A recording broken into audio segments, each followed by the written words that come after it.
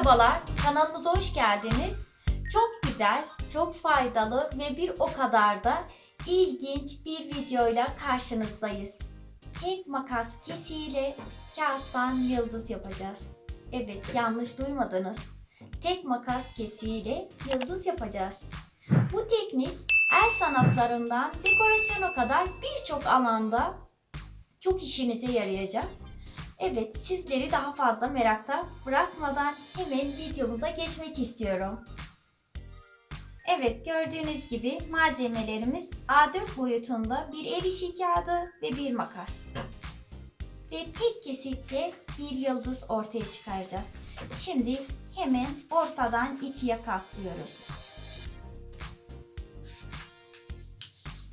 Şuraya bir tırnak ütüsü yapıyoruz.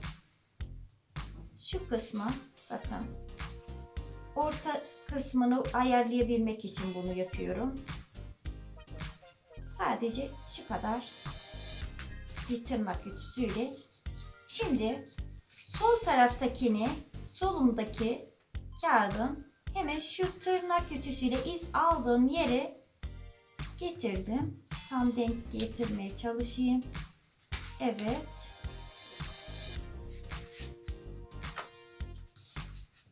Buraya da bir tırnak ütüsü. Bu ikinci katlama. Tekrardan aynı yere getiriyorum. Üçüncü katlamam bu da.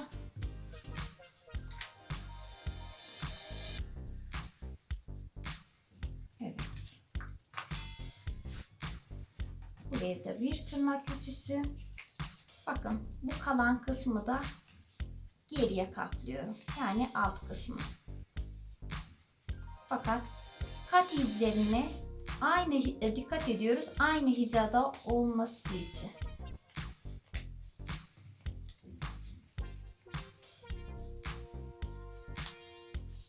Evet. Bu şekilde. Buradan kesimimi yapacağım. Evet, buraya çok dikkat etmelisiniz. Tek makas hareketiyle yıldızımız ortaya çıkacak.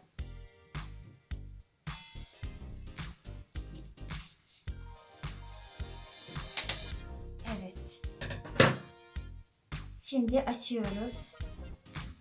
Açıyoruz.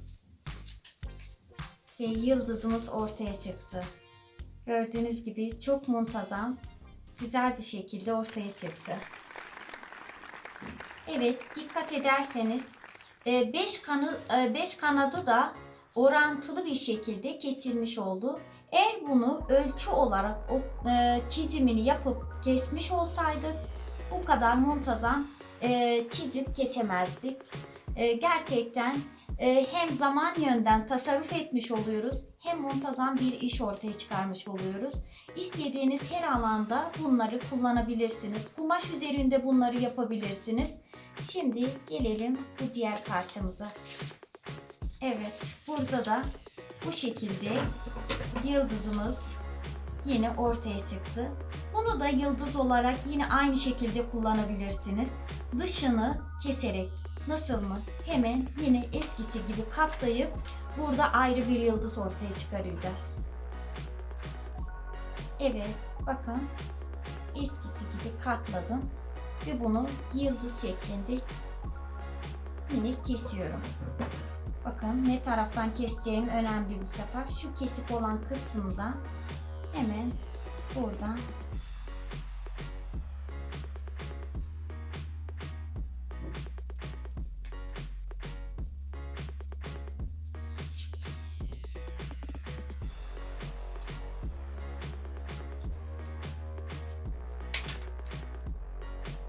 evet, bunu da açıyoruz. Bu şekilde. Tabii yönetmenim bana yardım ederse güzel bir şekilde tutmuş olacağız.